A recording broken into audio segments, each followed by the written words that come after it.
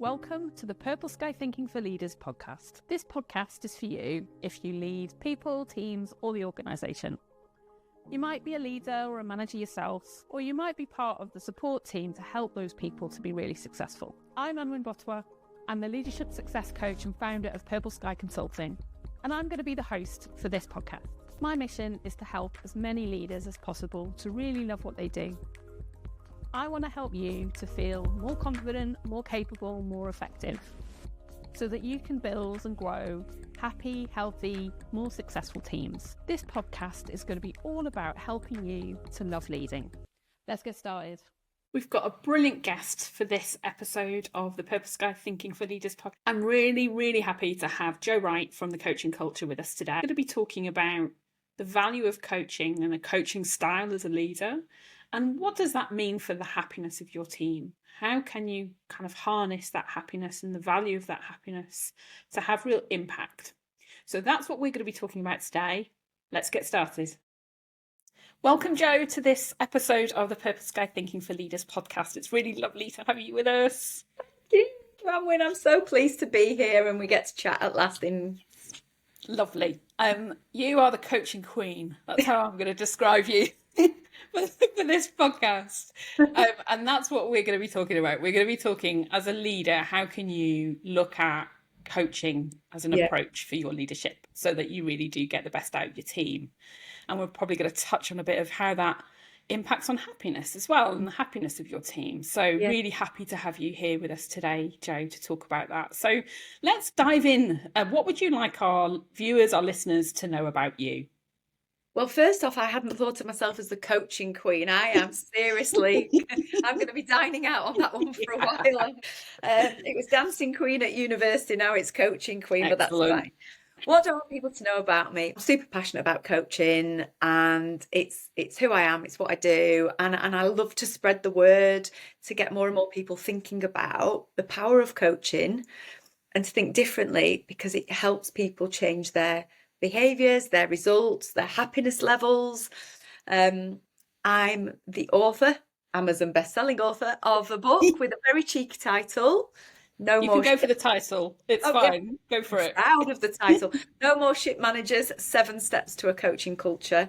Cheeky title for a reason, to be fair, to make sure it jumped off the shelves of all the business books in the world. I thought, you know what, this one's...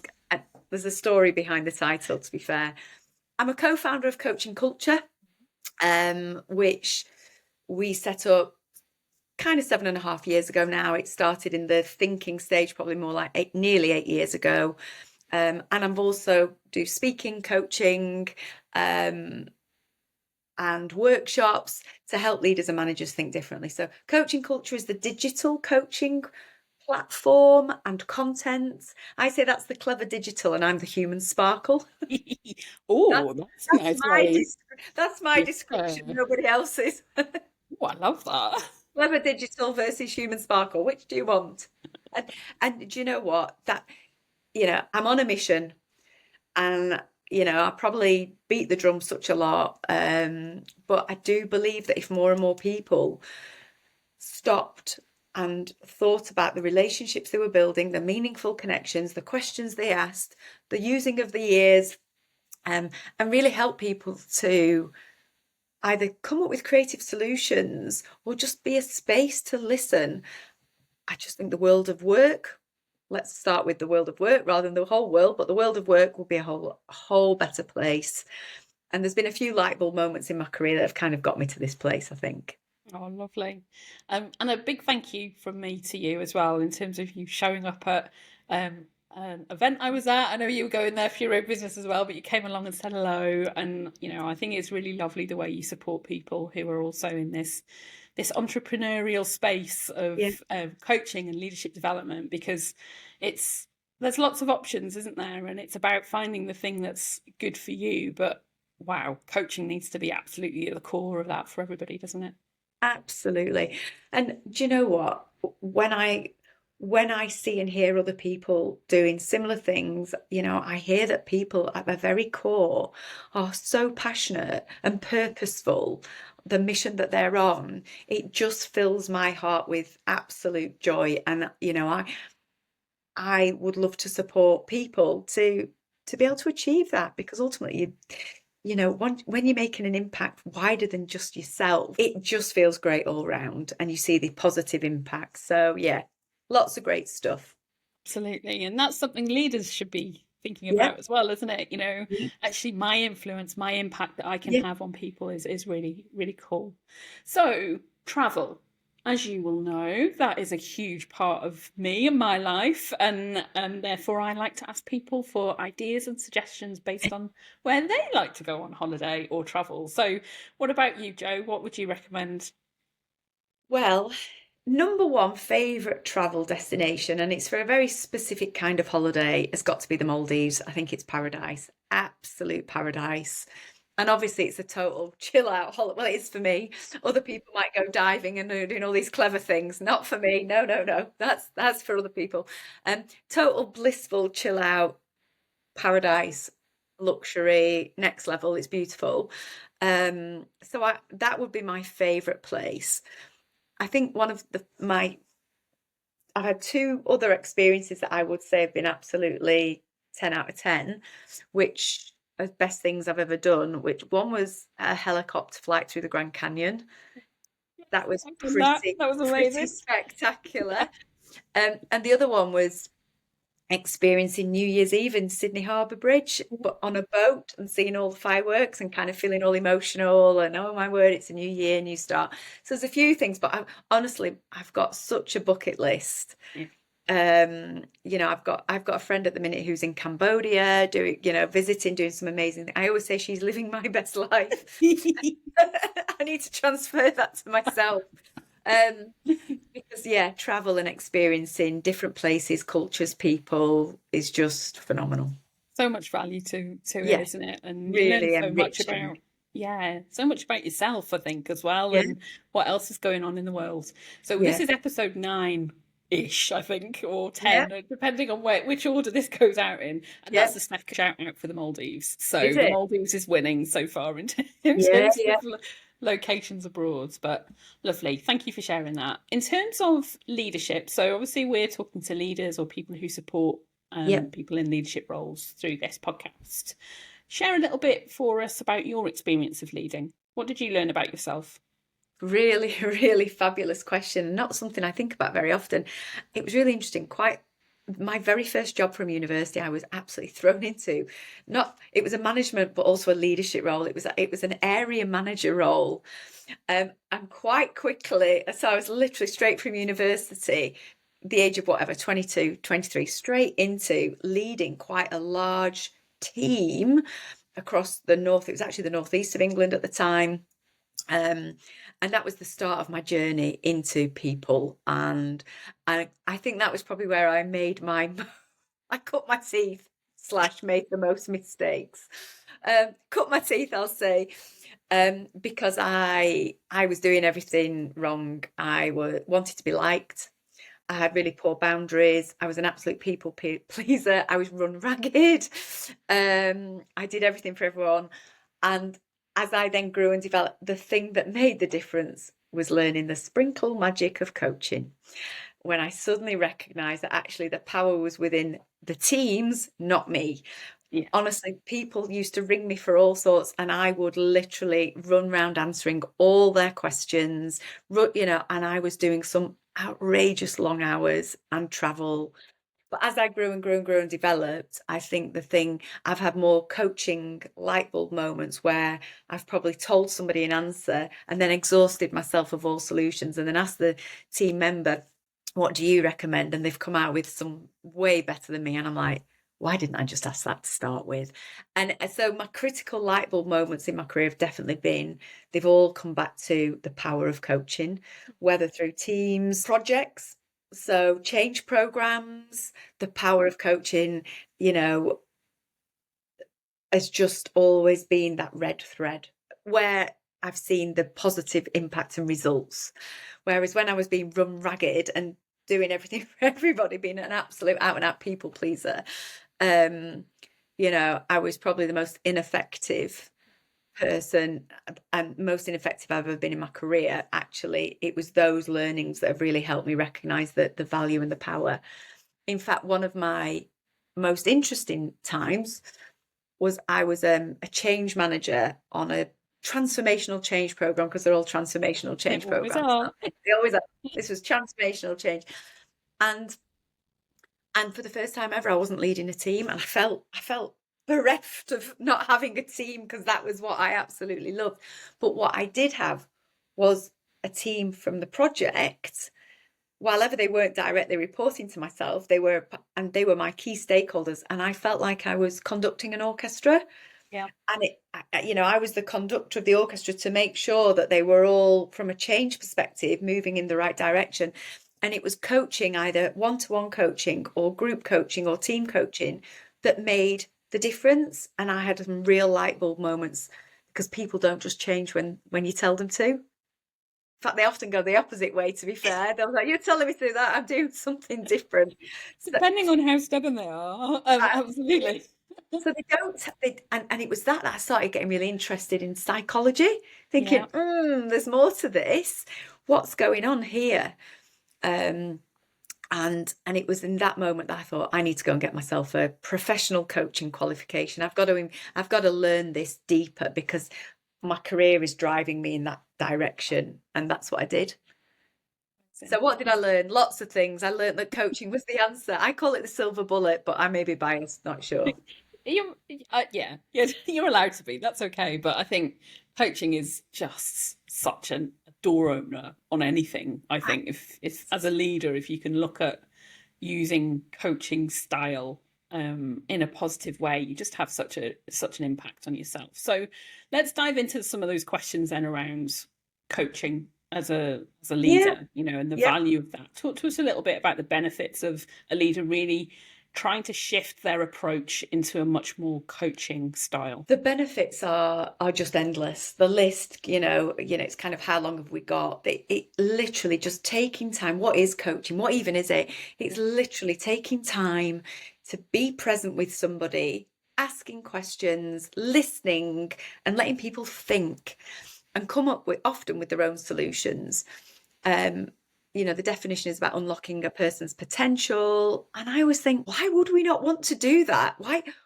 All the evidence is there. And whenever I ask people about coaching, give me a word to describe it, nobody ever gives me a bad word. I'm like, why aren't we doing it more then?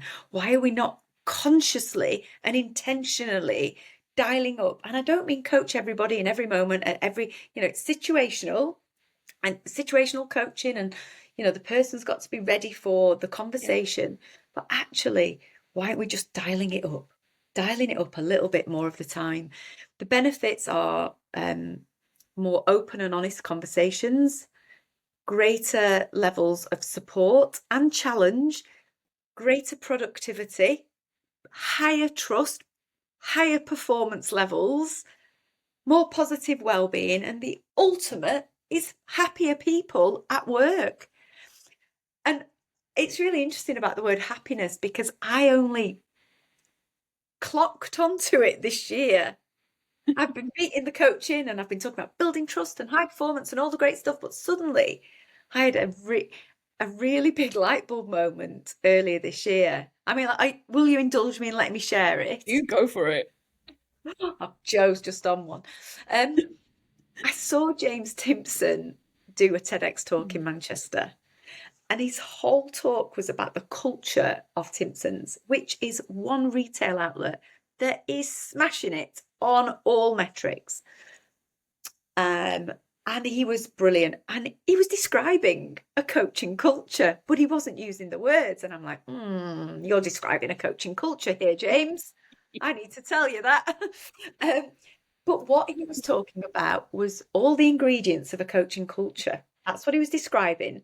But the ultimate outcome was happier people at work. And it's interesting, if you ever go into a Timpson's store, you get that sense of ownership, accountability, positivity, happiness at work. And he had one, rather than having big, wieldy employee engagement surveys, the ones with like 50 questions and then nothing happens on the end of them, they asked one question: how happy are you with your manager? And I was like, this is it, because no more shit managers. We will have lots of happy people. So they do also ask another question, which is, how happy are you? And he said, because happiness directly links to productivity, performance. And if people have got some challenges going on, nobody wins. Nobody wins. Happiness is contagious. Positivity is contagious. When people are doing well, other people feel the benefit from it. The benefits are just so many. So I decided to send James a copy of my book. Thanks, James. I saw you at my TEDx talk. I do believe you were describing a coach. He wrote back to me. He's a good guy. He's a good guy. Yeah. And he talked about happier people perform day in and day out. He mentioned it on his maiden speech in the House of Lords. But I tell you what, it winds some people up, the word happiness at work. It grates on them. They don't want to know. The fact it leads to performance, productivity, and all the fantastic metrics that everybody else is really striving for, it's a challenge to get people thinking about that. It is. It's the ultimate outcome of the input, and the input is having more coaching conversations, more honest conversations, building trusting relationships, meaningful connections, happiness. But the happiness is the ultimate goal or outcome there, because actually performance has improved. Apparently there's a stat that says happier people at work are 13% more productive. Well, there's an ROI straight away when all the finance directors are going, how much is this going to return? Well, they'll be happier. I don't care about happiness. Well, it's going to give people 13% more productivity. Now we're talking. It's so interesting, that kind of reaction to the word happy, isn't it? And I know I've had moments where I'm at different points in my career going, I can't make somebody happier. Like, they might have stuff going on in their life outside that is contributing in some way, but ultimately, as a leader, understanding that that is contributing to their happiness, and that is impacting their happiness, means you at least understand that, and you understand and you've built that connection with that individual. You know, so it's not about being frightened of happier teams, and happier teams doesn't mean rah rah rah pool tables, no pressure, no stress, it doesn't mean any of those things. And I think there's a misunderstanding of what maybe happiness in the workplace should mean, rather than it just being me with my pina colada on the beach. Absolutely. You're absolute. It's all the positive metrics that we are all striving for, for customers, for consumers, for employees. All those metrics are impacted by the well-being of your teams. You think about the metrics of, absenteeism from work, staff turnover. Happy people at work stick around. Yeah, they stick around because they're feeling seen. I often talk about being seen, heard, and valued. People feel like they've got a sense of belonging. It's that absolute state of positive well-being in all areas. And obviously outside of work, people can't just drop it when you start work.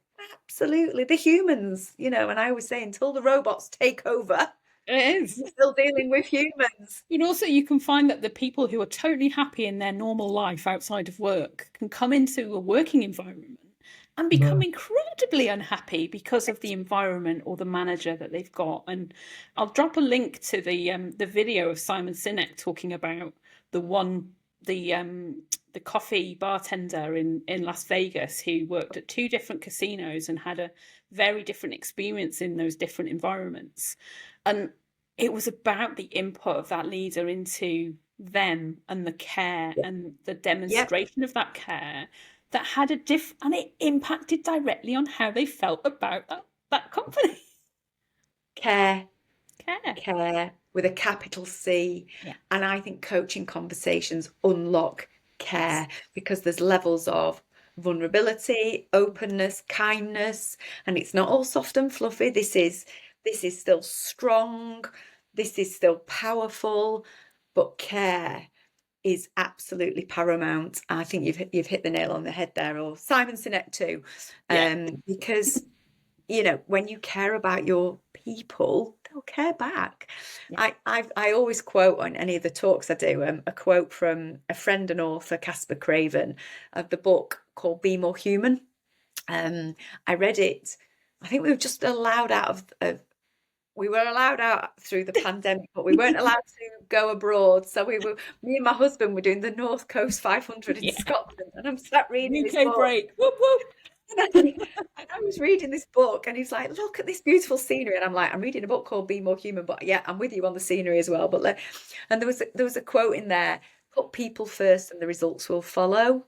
And I just think it sums it all up. But some people just don't like that, and I often get asked, what would you do if you want to change your environment?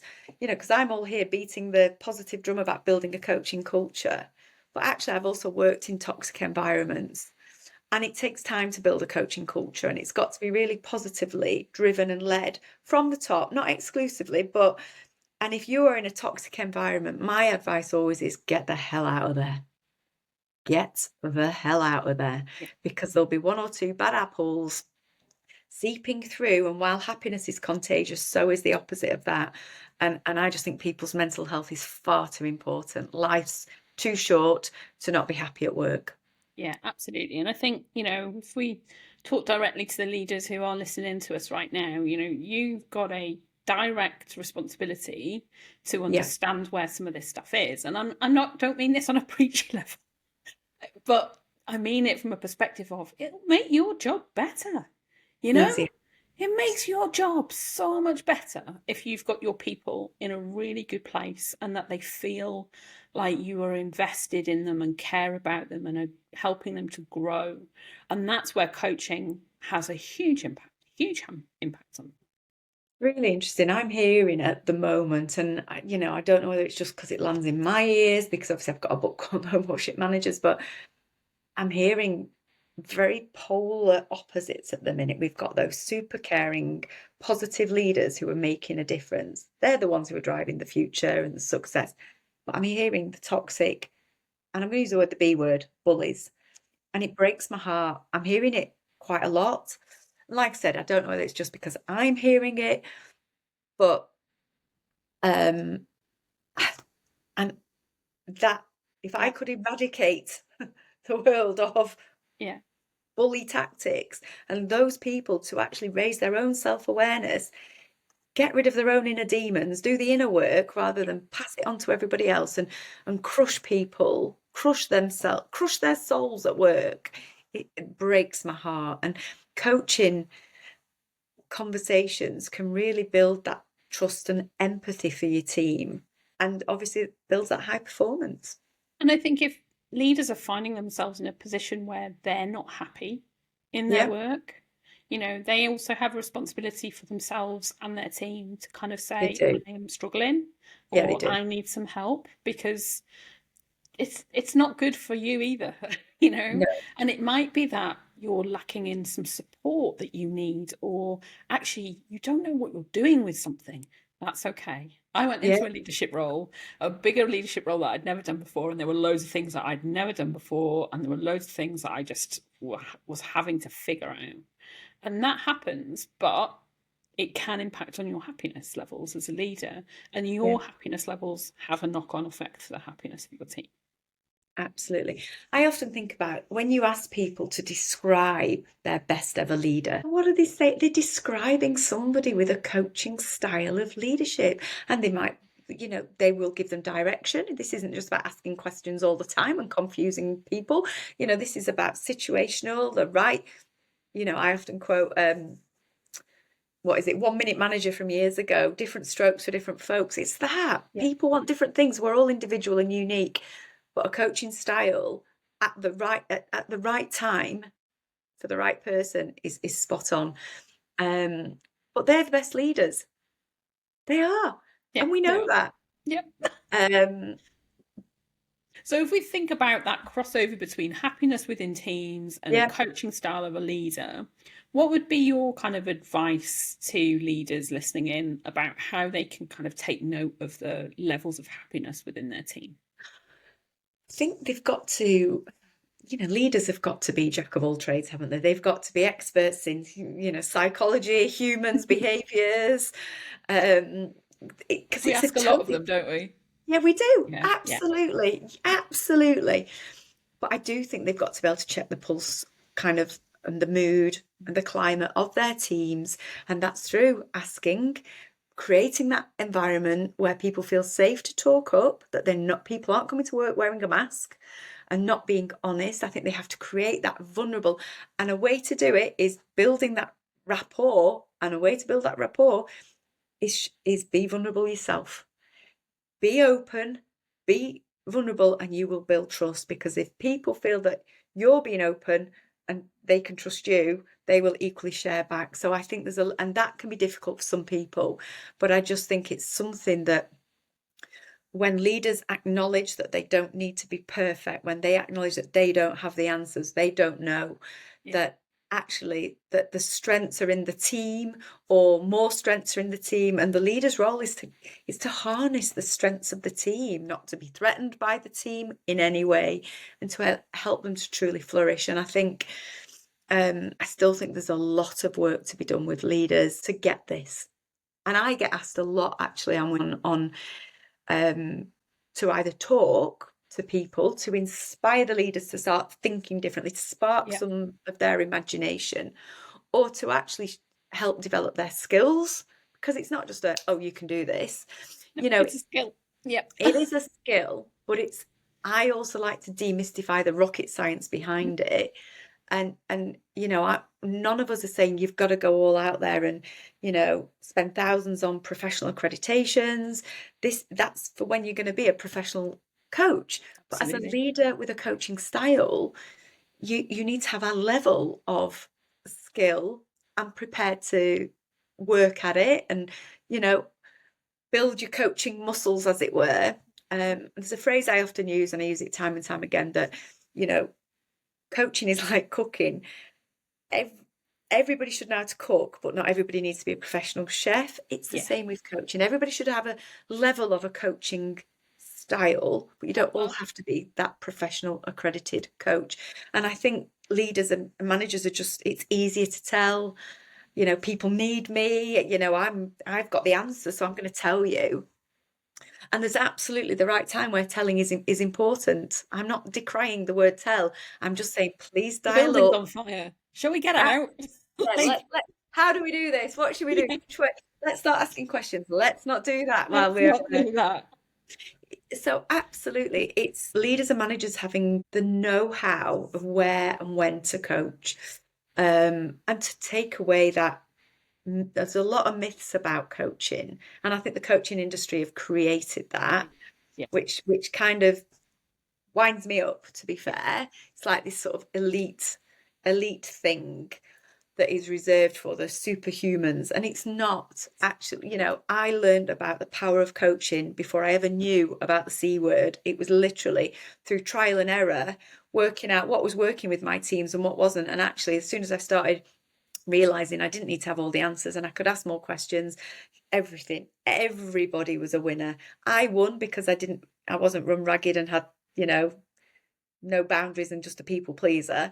And my team won because they felt empowered and trusted, and everybody flourished on the back of it. And it was just and it was only then that I decided that I wanted to be a professional accredited coach. I needed to learn more and kind of craft it more. But not everybody needs to do that. No, it's totally accessible. It just needs practice and just a mindset approach to it, to go, I'm not going to give the answer. I'm going to ask questions that help them discover their answers for themselves. And that's all it is, peeps. Yeah. That's it. However, think about it from a perspective of your team. Like you said, that autonomy, that ability to kind of, who doesn't want to be asked by their boss for their opinion on something? Like, what an ego boost. What a way to build confidence and trust. It's lovely. Yeah. There's a fabulous book. So she launched it earlier this year. So I used to often recommend Michael Bungay-Stanier's The Coaching Habit, working alongside my book, No More Shit Manager, because mine's more large scale, everybody's doing it. It's a cultural shift, whereas this is for leaders and managers absolutely specifically.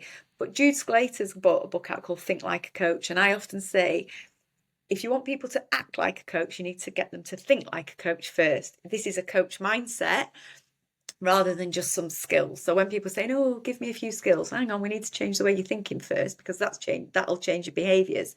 And Jude's brought a fabulous book out, Think Like a Coach. It's like, yep, a bit like Casper's Be More Human. Yep, that's perfect.